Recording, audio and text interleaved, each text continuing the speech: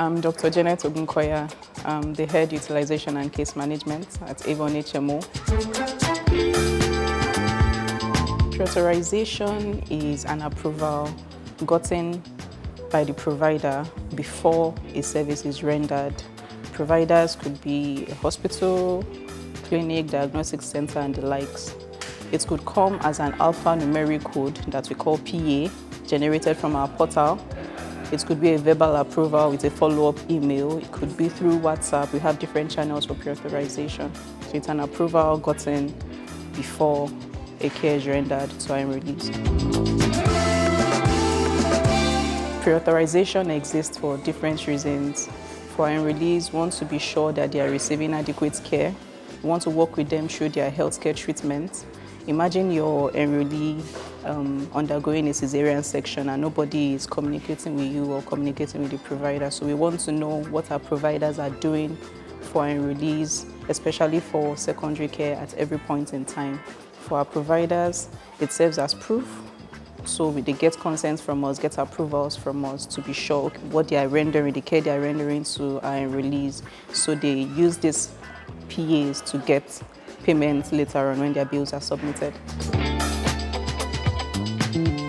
The way pre-authorization works, every month, every provider has an enrollee list or a provider list. Well, not all. There are some providers that don't have provider list or enrollee list. This list is accessible through our portal. For enrollees on this list, say you have 50 enrollees on your list. For these 50 enrollees, you don't need PA code, you don't need pre-authorization for primary services. Primary services, we all know the basic things we do, malaria treatments and the likes.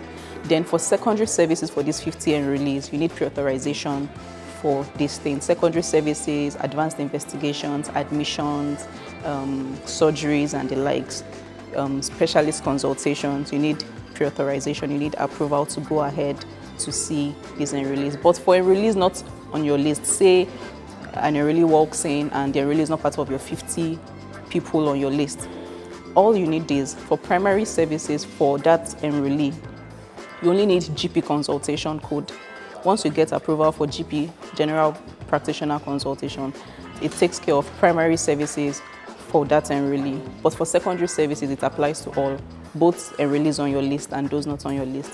You need PA codes, you need pre-authorization to render care or access care anywhere. For general outpatient consultation, primary services, if the hospital is your primary hospital and your name is on the list, no PA code is needed for anything primary services. And if your name is not on the list, for primary services, all the provider needs to do is get approval for only consultation and every other thing is covered. But for secondary care, advanced investigations, admissions and the likes, it would be proper for the provider to notify us for these things. That is when we need pre-authorization. Pre-authorization benefits our members a lot because it helps us manage their health in conjunction with the providers. We don't just want to bring and release in and just throw them out to the providers and the providers will continue care. We want to be in bed. We want to know the care they are receiving at every point in time. So it's not just the provider's burden alone. We work with the providers and be sure they are receiving adequate care at all times.